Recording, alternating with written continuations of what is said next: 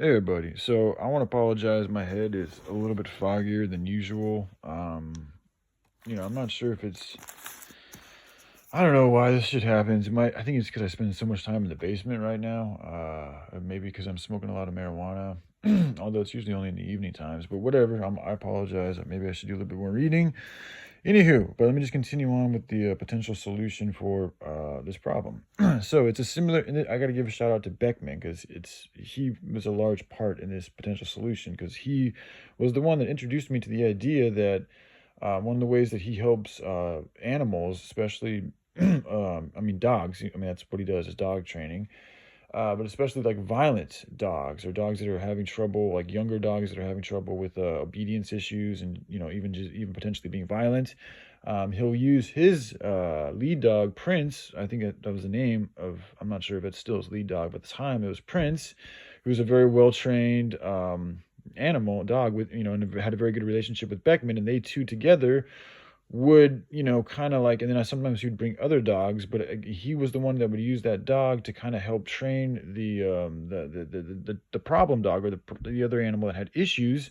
And just by being around that one dog with the good manners and the good behavior, Prince, the other dog would slowly but surely, if the situation works out, and that's where you would want to observe to make sure that it's an actual like good and productive relationship, or exchange of energy that's going on.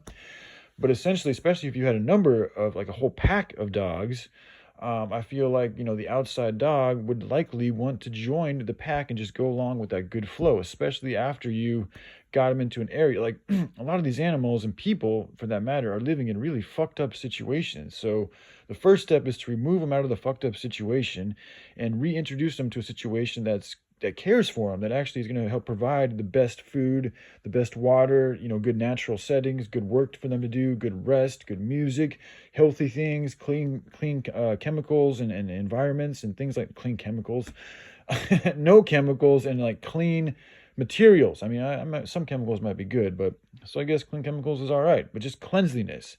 To reintroduce them into that instead of like a prison cell or a fucking, a cage in a pound, give them that as an opportunity for them to live and let their body change, acclimate to this new setting. And then once they're feeling a little bit better, then you reintroduce them into, if it's for a dog, it'd be into a pack of dogs that are all kind of well trained and able to, get along well with each other. And hopefully that dog will get along. But you'd still want to make sure you observe the situation and make sure it's okay. And you can do the same thing with people. Now, it's going to be a little bit, because this is why, like, developing this type of like existential, like purposely intended community that's all about love and positivity, that's going to happen first.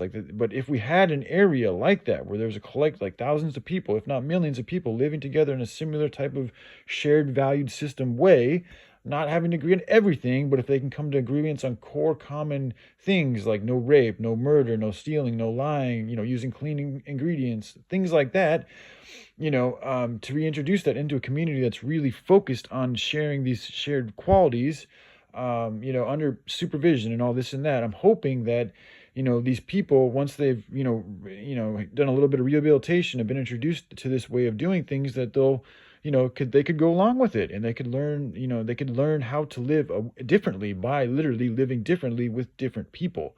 But it's hard for these people to do that if they've never given the opportunity to live differently. And I, for one, know how powerful it is, because one of the things that brought me out of rock bottom a few years ago, is another rock bottom, was when I went on it wasn't even, I mean, I guess you call it a vacation, but I left for a few days to go see my dad's friend who had some younger people there, and there was a family gathering that I just kind of a tag along, to be honest with you. But I got to witness this loving family just being together. Like, there was nothing else going on but this family just talking amongst each other, and it was one of the most beautiful things I've ever witnessed in my life. And I was in a really dark place. And so for me to be able to witness that beauty and that love with a bunch of people while being in such a dark place, like, it moved me. It really moved me. Like, I wasn't wanting to get high anymore. I wanted to be more like them, to be honest. And I realized just by spending time around these people, like, it was helping change me.